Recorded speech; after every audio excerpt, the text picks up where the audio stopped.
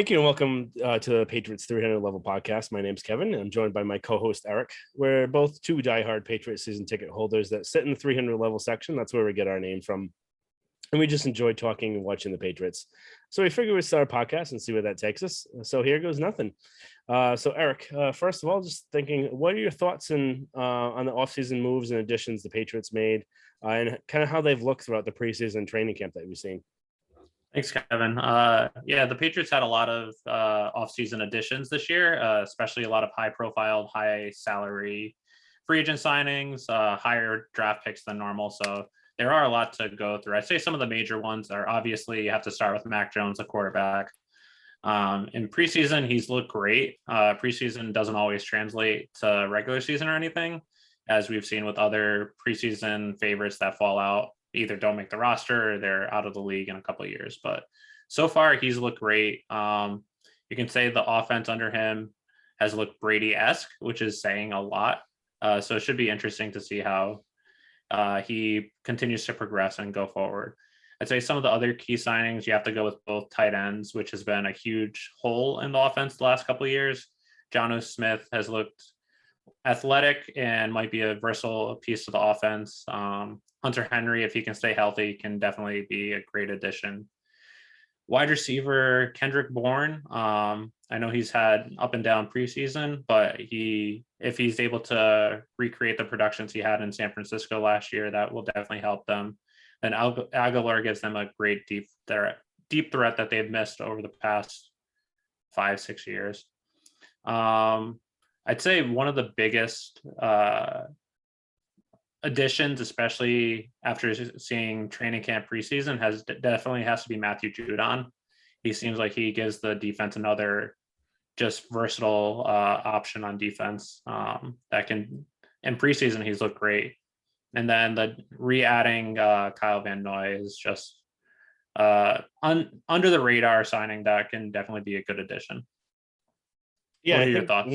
I think one of the things too that you didn't really mention too much about was just their draft class in general. They really needed this offseason spending that they have was kind of a really big reset that they needed. But in order to make this work, they needed to have the draft capital to keep this going. You can only spend in free agency. This was a once in kind of a lifetime opportunity they had based on the cap going where it was and how much cap room that they had. But in order to actually make this work, they actually need to stock their team with people that can have low salaries, but also perform really well. If you look at this draft, I don't want to get really too ahead of us just because it's preseason. We haven't actually seen a full game yet, and anything could really change from this. We know we're all crazy on Rohan Davey back in the day, and countless other people. Jarrett Stidham is my binky, and I think your binky as well. I don't think he's really making it farther than a backup QB in his career, but that still remains to be seen. But I think one of the biggest things is just how good this draft class could potentially be. We look first of all at Mack Jones. He could be a franchise quarterback. We're hearing and seeing and just even looking, his floor possibly could be Kirk Cousins. His ceiling could be Drew Brees. I think that's a pretty good kind of range of player. I would say another floor would possibly be Jimmy Garoppolo, but just staying healthy. So a healthy Jimmy Garoppolo is the floor. Is a pretty decent player, a really good franchise quarterback that you can have. Then we go next to the second round. You get Barmore, who, with all looks that you're seeing, he looks like one of the best defensive tackles they've ever had as a rookie. If you even think back to Wolffork, he was a role player as a rookie, and right now they're playing Barmore in actual base defense. So that's a lot more advanced than they've done before with rookies.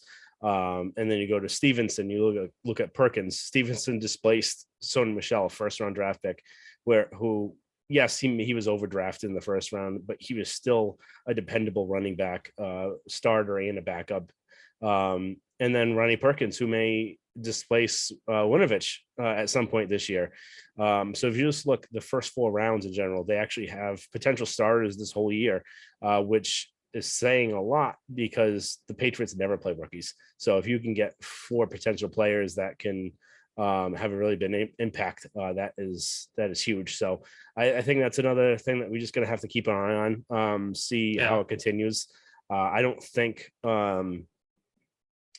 don't want to get ahead of ourselves by saying, oh, this is the best draft class in history, because a ton can change. But I think that's just something that right now just looks like a really big kind of key addition, assuming everything moves forward. So I think that was one of my other biggest thoughts. I agree completely on everything else you were saying, though. But first and foremost, starts with Mac Daddy at quarterback, and we'll see how it goes from there.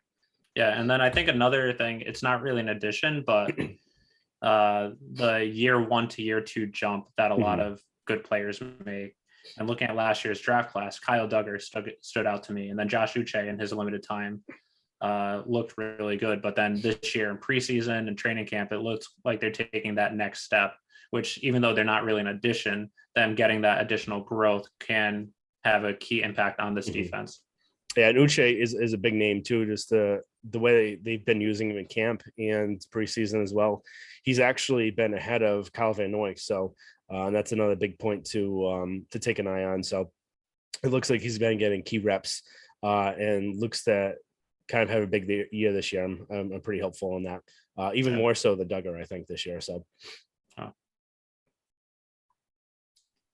so I think one of the biggest things in the room right now would be, and a lot of talked about it, would just be the Cam Newton deal. What are your thoughts on how this was handled? How do you think, how do you feel from Cam's perspective, how everything was handled? Do you think it was fair to him, kind of how many reps he got just to end up being cut without actually having too much tape to show for other teams? I think that's one thing that I was thinking of, where he could be frustrated, Bill. It could have ended badly when he was cut, because Bill didn't say anything about him by name that next day. For everything he talked about, glowing remarks about Cam beforehand, to not even mention by name, there had to be a reason for that. So potentially it could have ended badly, where he got I think a fourth of the amount of snaps that Mack Jones got in preseason games. And if it was a true competition, you would want to have more snaps to have more tape on there to show teams that you actually have improved. And right now, with seeing that film, the only game there was that actually showed that he possibly improved was the Eagles, and he didn't even play that many snaps in that game too. Yeah, no, that's a good point. I think going back a little bit to just him, the Patriots signing him in the offseason, just starting with that, I think it made sense for them because they needed to get a quarterback in order to recruit people in free agency, but also have someone that, if regardless of, you didn't know in the draft who was going to fall to you, you didn't know Mac Jones could have gone 3rd, and then Justin Fields could have gone still 10th, and then you wouldn't have had anyone at 15 unless you traded up. So I thought it made sense that they brought him back, especially the way his contract was written. There weren't a lot of guarantees where you'd be, if you drafted someone and you ended up going with them, that if you were to move on, that you were losing a lot in cap space or something like that. So I thought it made sense for them to sign him, especially considering what the other options were in free agency and via trades, especially since he knew the offense. I do understand that. I can understand why Cam might be upset, especially as you said. I think Bill did a good job from the beginning saying that Cam was a starter, so it doesn't put too much pressure on Mac Jones, but also since Cam knew the offense, I think Bill's thought going into the season really was that Cam was going to be the starter this year. I think it's just that Mac Jones really took a hold of the offense a lot better than they were expecting, and he progressed so much so that by the time it was the end of training camp, he was either at the level of Cam, maybe a little more, or maybe just under that level, but throughout the year was going to overtake him. And then going back a little bit to Brady when he was a rookie, or his first year when he was a starter, part of the reason why Bill went with Brady going forward and didn't go Brady, Bledsoe Brady, was that you have to have those snaps going forward. And if he kept Cam, he didn't want to alternate back and forth or something like that. So I think it makes sense why they moved on, but I can understand why Cam might be upset because Bill was saying he's the starter all along. And then just after that 3rd preseason game is when it just switched. And then even in that 3rd preseason game, he only had 5 throws. So I can see him being upset with that. And then also first and second games not having too many throws as well. So I can understand that. But I also think part of the reason why Bill didn't say anything afterwards was he didn't want to, he usually doesn't talk about people after he releases them or trades them. And I think he also didn't want to throw him under the bus. I think he really actually respects him. So that's my overall thoughts, but I wouldn't be surprised if he actually went to Cam and said, like, offered him the backup role, and then Cam just said no, and then out of respect he released him so Cam could get a spot on another team. I'm not sure if that's what happened, but that really wouldn't surprise me. Yeah, I think that's the biggest kind of question about what was the reason for the cut. Was it that they wanted a clean break, like the Castle year, where they didn't bring in a veteran quarterback to be behind him, so that way we're sticking with Matt, and Matt Castle's our quarterback. Is that kind of the situation here where Mack Jones is our quarterback? We don't want Cam's kind of hovering over him, kind of how Ryan Fitzpatrick was last year with Tua. Or was it a situation where things might have gotten ugly, or even things weren't ugly, but out of respect to Cam, he asked him, would you want to be a backup, or would you want your release to try and find a spot somewhere else? So it looks like we might find a little bit more tomorrow. We're taping on Thursday night. Cam's set to release a video tomorrow on Friday, the 10th. That's supposed to have a little bit of more of the truth about what happened. So just hopefully there's no bad blood between the two, just because Cam's a first-class person. And although I didn't enjoy watching him be quarterback for the Patriots, I really enjoyed his time here. So his leadership too, and how he conducted himself. Yeah. He said all the right things. He couldn't throw the right passes. So a Class A guy, not a Class A quarterback. So I think kind of piggybacking onto that, I think you kind of mentioned kind of the strong points of Mack, the leadership he's taken over. What other strong points have you seen on this team besides the quarterbacking? What other strong points on the team itself? Yes. I'd say defense first and foremost. Their front seven looks really good, to the point where it could be one of the best front sevens in football. That mixed with their defensive backs, which you could say the last three plus years has been the best part of the team overall. If you have a good front seven in passing downs, then you're going to make the quarterback make a decision faster than they have to, which can lead to takeovers, bad throws, which sets the tone of the defense. And when you have good defensive backs and coverage, that helps reduce points, reduce yards. So I think their front seven and their defense overall is by far their strong point. So far this preseason, it's looking like their running backs and their offensive line is really good as well. So much so that they, as you mentioned earlier, they traded Sony Michel, who first round pick. He was one of the main reasons why they won the Super Bowl in 2018. Granted, he regressed the following year and he had his role taken by Damian Harris last year. He was still a dependable running back. And then their offensive line looks good with David Andrews back, Shaq Mason, the addition of Trent Brown. So I think the biggest, I'd say those are the strong points, the defense in general, but especially with the front seven, considering Gilmore's out for the next 6 weeks. Yeah. I think if I had to rank it top three, or just not even in any order, but I would say O-line, running back, and defensive front seven would be my strongest points. And I think Trent Brown's going to be a huge addition to this team this year. We saw what he did when he was back with the team a few years ago, and he's saying all the right things again, and he's looking like the player he was before. So I think he's also going to kind of come up huge if and when why am I blanking on his name? The left tackle when gets hurt. He hasn't made it through a full season at all. I don't anticipate him making it through a full season this year. So I think with Brown being able to swing over to the left side, having Haran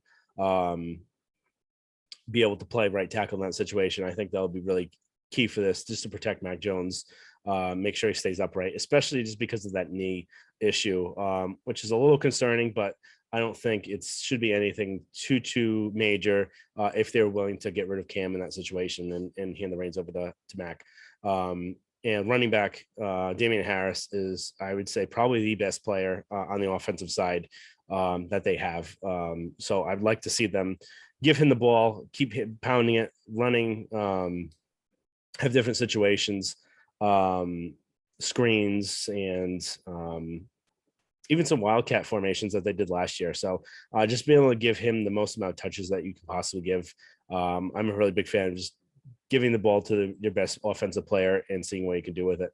And like you said, with the defensive line. So I think the next thing I kind of want to go into, we talked about the strong points. How about your 3 down? Who are you, the 3 most areas of concern on this team or weakness that you see that you're a little bit worried about? I'd say the biggest concern, I don't know if I'd say it's a weakness right now, is we just don't know what Mack Jones is going to translate to in the NFL against actual NFL defenses. So I say that's just a concern. He's a rookie quarterback, even though he played in pro style offense at Alabama. A lot of people said he's the most pro ready quarterback. It's just until you actually see him against real NFL defenses, it's just tough to say. I think these first 4 weeks are going to be a good test for him, going up against Brian Flores, who's one of the better defensive minds in the NFL first week, going up against the Bucs in week 4. Even the Jets in week 2, they have the 49ers former defensive coordinator. So I think after these first 4 weeks, we'll have a better sense of where he is. So that's just a general concern, just because he's more of an unknown at this point. I'd say definitely you have to go with the wide receivers. Last year, the last 3 years overall, they've been one of the weaker points on the team. They've made 2 additions this year, adding Kendrick Bourne, who I think actually has a good potential to have an impact on this offense. I think he'll take more of the Edelman role. I'm not saying he'll be Edelman per se, but if you need a catch on 3rd down, he might be looking that way if he's not looking at the tight ends. Then Aguilar, he had a great year last year, but he was a disappointment in Philadelphia, so it's uncertain where he's going to be going forward. So right now, your number 1 receiver is Jacoby Myers, who he was good last year, but I don't know if you're comfortable with him being your number 1 receiver going forward. And then I'd say just another, I don't know about weakness, but right now is just the kicker position. Them going with Nordine. He was good in the preseason, but he was also a little inconsistent. Folk last year and the year before was pretty much lights out within 45 yards. So if you're going forward with Nordine, just uncertain if he's going to be able to be consistent enough that you can depend upon him if it's a late game situation where you need a big kick. Yeah. I think one of the areas you kind of missed on would just be defensive backs right now. Not knowing kind of who's playing opposite of JC Jackson. Assuming it's going to be Gilmore week 7, week 8, but the first 7 games are kind of lucky in the fact that they're relatively easy, but going to that Brady game, I don't feel confident with Mills or even Jawan Williams opposite of him. So I don't think Mills has the speed to cover man on man. So I think they may have to go more towards a little bit of zone, which is not a great way to play based on how they played lately. They like playing a lot of man. So I think depending on who that corner is and how they do, that's probably one of my biggest areas of concern would be that. And I think second would be wide receivers, just because it's really unknown right now. So Jacoby Myers is definitely number 1 receiver right now. He's the most consistent. He runs the best routes out of everyone so far. Aguilar does have a lot of kind of shake and bake to his routes. He's able to get away from people. He's just got stone hands. So I don't know if that will translate over from last year, but there are no fans in the stands last year. So I think that may have helped him. And I think that may have helped a lot of different players that may have had career years last year, like Josh Allen. I don't think. I'm just going to say that. I think having fans back in the crowd, fans back in the stadium is going to be a big thing for a lot of players. So just a thing to focus on. And then I was going to go Nordine, but because you said that, I'm going to change it up a little bit. I'm just going to go to the tight ends. Staying healthy. Hunter Henry's never lasted a full season at all. And I know Johnny Smith has had some injury deals in the past, and he was already hurt a few times at his training camp. So having them stay healthy for the whole year is a really big concern, just based on their whole offense is going to be predicated off the 2 tight end set. So if both of them aren't able to go out there and you have this weak area of wide receivers, that's going to be very difficult on Mack Jones and the rest of the offense. So I think those would kind of be those areas that I'd be all concerned on. Yeah, that makes sense. I think going back to the defensive backs a little bit, I'd say the one reason why I don't see it definitely, if you're without Gilmore for the entire season, I think that can be a big hit. Even the first 6 games, since you're going up against good wide receivers in Miami, even though the quarterback is questionable, but then going up against Brady in week 4. Questionable. Stinks. Exactly. He's still young, so I think he's not good, but you never know. But I think if JC Jackson he's great as a number 2 cornerback. I think the concern is going to be him. Can he step up against the number 1s, which he was a little inconsistent last year? Having Jonathan Jones as the slot corner, he's one of the best slot corner, probably the best slot corner in the NFL. It's just that one cornerback position. If you have put someone on your number 1s, or if you move JC Jackson to number 1s, and then that cornerback that's on number 2, whether it's Jalen Mills, Joanne Williams, or someone else. So I think that is a concern, but there is strength there as well. And then I think the safety spot is a strong point as well right now with Adrian Phillips, Duggar, and McCourty. So I think I can see some concern, but also it might become an area of strength depending on how JC Jackson continues to develop and if Stephon Gilmore comes back. But if he doesn't, that definitely is a big concern. Okay, yeah, no, I think that makes sense. So going on, we talked about strong points, talked about weaknesses. Now kind of thinking record prediction. Where do you see how many wins? What do you think the actual expectations are? I don't think we need to really go game by game and kind of pull what's his name? The guy from New York that usually does it with the Mets. I can't think of it. That broadcaster. But anyway, I think kind of really the floor for this season would be 10-7, and with a ceiling of 12 to 14 wins. So I would say probably 12, but you could really tickle my fancy on 14. But I'll say 12 for now. Just to keep it light. You have a rookie quarterback, but Roethlisberger did go 15-1, I think, his rookie year. So it is possible to go higher, but just how strong the schedule gets towards the end of the year just could be a little more problematic. So you're obviously going to split the bills. The Brady game will be close on that sort of thing. So realistically, I see this team going 11-12 wins. I think that's a pretty good spot for where they are. I think they won 7 games last year. They were in a few of the losses. I think there are 4 losses where it came down to the last drive and they had the ball. So it could have really gone either way. And they had one of the worst teams they've ever had. They stunk. They had no talent on either end of the on offense or on defense. And to get 7 wins out of that team, they're obviously going to get at least 10 wins this year. So that's how I see it. And then season expectations, they definitely won't have the first round bye. That'll be the Chiefs. But I could see them going divisional or even AFC championship game. I think realistically, to get at least to the divisional would be a success. Anything else would be gravy. And I could realistically probably see them even advancing, assuming Mack continues his level of advancement in his play, how he's been going so far. I could realistically see them making it to the AFC championship game. So what do you think here on the record and season expectations? Seems like you stole my thunder because I think they're going to end up at 12-5 with a ceiling of 10-7 and a ceiling of 14-3 and a floor of 10-7, which is pretty much exactly what you said. I think that's true.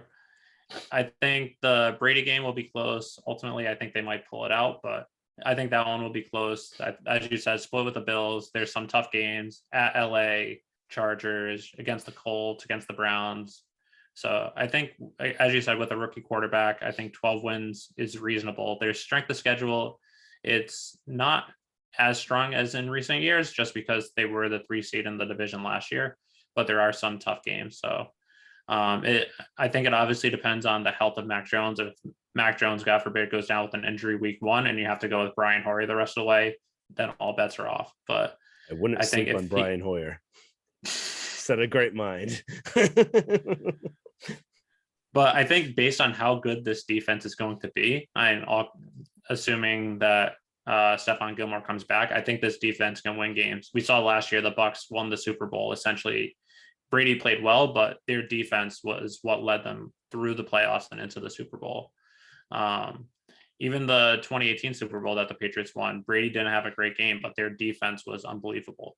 I think their defense can be that good this year.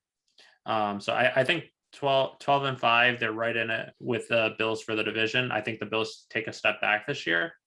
I'm still not fully sold on Josh Allen, even though he was an MVP candidate. And then I think another thing that helps them is I don't think the AFC is that good this year. The Chiefs are obviously a number one team, but there are some holes on the team, and Patriots always match up well with them. Bill Belichick always has a great game plan for Patrick Mahomes and the Chiefs offense. The Browns and Bills, I'd say, are the next top two teams, but Bills, I'm still not fully sold on. And the Browns, they have talent, but can they put it all together? And the rest, I think it's up for there. I think they'll be around the 3 or 4 seed, depending on it.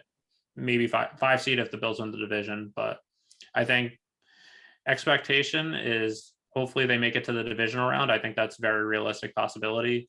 If Mack Jones's progression keeps going forward and keeps improving, I think it's not out of the realm of possibility of AFC Championship game, and maybe they sneak one out and make it to the Super Bowl. If they're playing against the Chiefs, they always match up well against the Chiefs. And since, as I said earlier, I don't think the AFC is that strong, I can easily see them beating any of the other teams.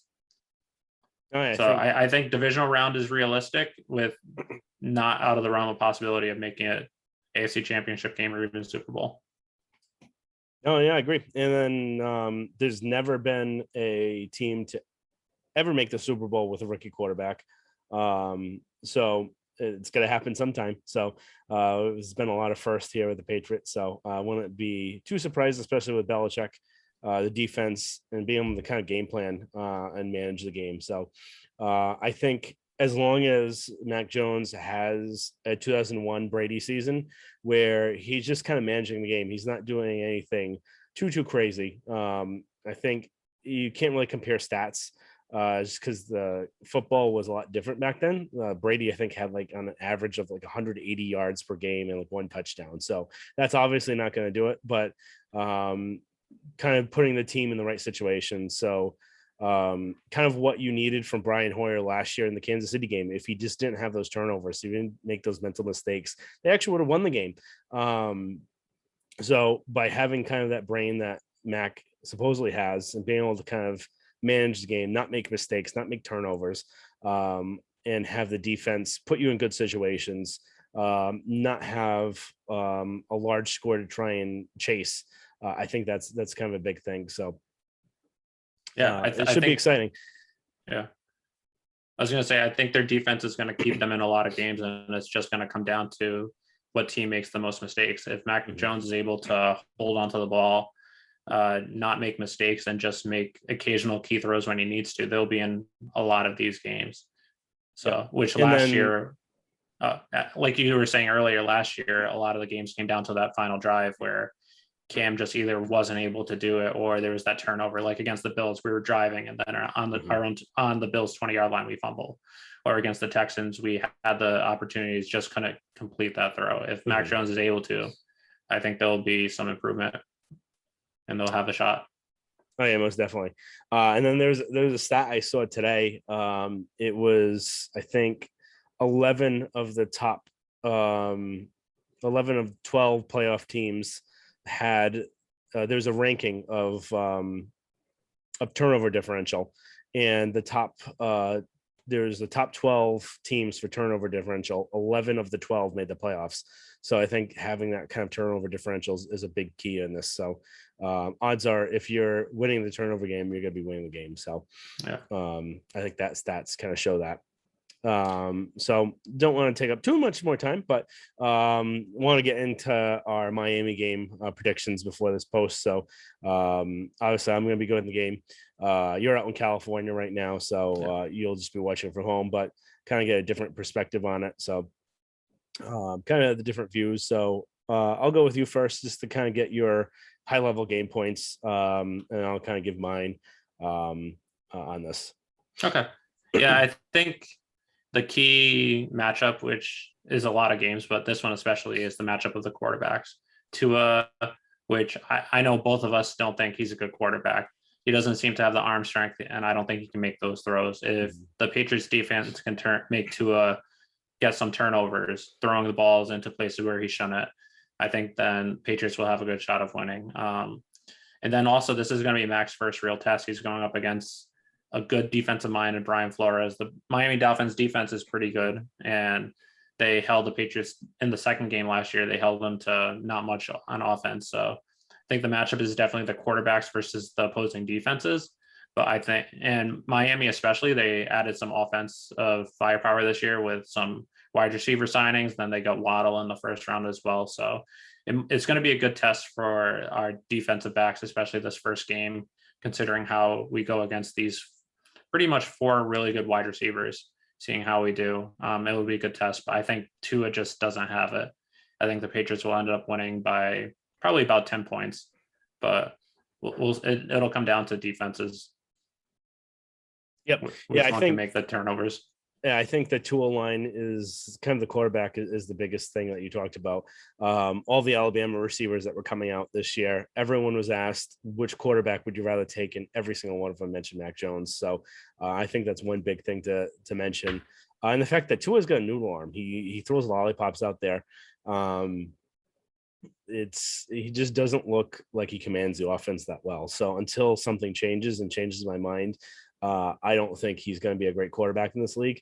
And I think the Dolphins, there's a reason why there keeps being rumors about Deshaun Watson, which would be scary as hell if that happens. So yeah, the one bright side, if it even does happen, would be one, he could possibly go to jail.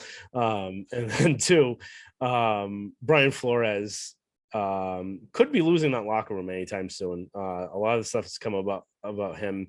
He fires very quickly. He seems very indecisive with his staff and his players.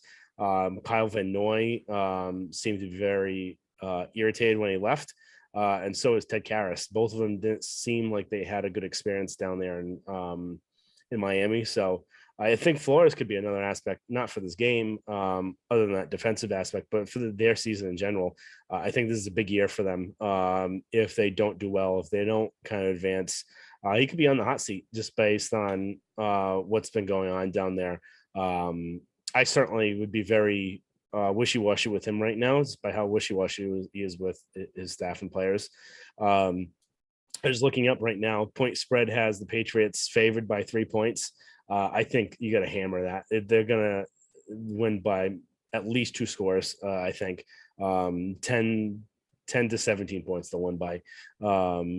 And point total 43.5. So I think I would go the over in that route based on that. So I think Patriots likely I could see anywhere 28 or 31 to 13. Did that even add up to the over like I was saying? I think it did. 28 to 13 does not, but no, well I'm still taking the over. Yeah, I think like 27, 31 to 17 is a good number for at least what I think the game's going to be. Yeah. Well, the other thing we got to factor in too would just be missed extra points. Depends. I'm assuming Nick Folk is going to be active the first 2 games along with Hoyer, but we don't know. I can't imagine them trusting a rookie at first, unless they're waiting. If they're assuming they're going to win the Dolphins game and saving Folk for the Bucks, but I don't really see they would do that just based on how much he values special teams. So I think that's just another thing if you're factoring for your points, just to factor in just those missed extra points. So, but I don't think it's going to be too big of a challenge for the Patriots. I think it'll be a nice kind of entryway in for Mack Jones, but also a little challenge for him just going up against that defense that Flores has. He's very aggressive with his defense. So something that really worked well for the Patriots. I think just going back, something I kind of didn't mention before about some of the worries would just even be the defensive coordinators for the Patriots. This is a really big make or break year for Belichick's son and for Mayo. So 2 years ago, they had one of the best defenses against some of the worst teams that they played, but then down the stretch, they collapsed. So was it really the defense or was it the teams they played? And then last year, you can't really judge them based on how little talent they had. So this is, I think, really a big year going in for them just to see how they do with this talent. If they don't get the most that they have out of it, then there could be a lot of looking in to see what Bill's going to do about that. Will Bill take a bigger role even more than he does right now? So right now, what people are saying really controls the defense is that Bill puts the game plan together. He does kind of a paint by numbers chart for his son, which I'm forgetting. It's Steve, right? Yeah, Steve. Yeah, Steve. Steve's the quote unquote defensive coordinator. Brian's the safety other coach. one. Okay. So he gives Steve like a paint by numbers chart where if you're in this situation, you're going to call this play. So he kind of sets it all up for them. But that always doesn't work in the best situation because you got to kind of go with the flow. You can't always do there isn't one situation that always works well with it. So kind of play calling, you're going to have some gut feeling for it too. So I think Bill maybe have some input with that, but it doesn't sound right now that he gives Steve too much of input during the game. So we'll just have to see how it looks. If it looks well, then we don't really have to question it. If it doesn't, we'll have to kind of see maybe how they should be looking at it. Should Bill take more of a role? Should he get someone else in there that may be able to help? Should maybe Mayo take over play calling? But that may just get kind of sketchy with the fact that Steve's his son. So how do you really how do you fire your own child? So that's just the one thing that kind of gets a little hairy by having your own children on the coaching team. I think it's good so that way he has them close to them. I think it's something that a lot of coaches like to do. That way, when you're coaching, you don't have a lot of time with your family. So having them alongside you while you're coaching, it kind of brings them back to you. But that's a question. That's a topic for another day. I think we're kind of rambling right there. I think one point I would just add though is in 2019, which is where you started, which I think is a good point. But the first 8 games were historic defensive levels. But what a lot of people don't remember is the second half of the season, they had a lot of key injuries on defense. Jonathan Jones was hurt. Jason McCourty was hurt.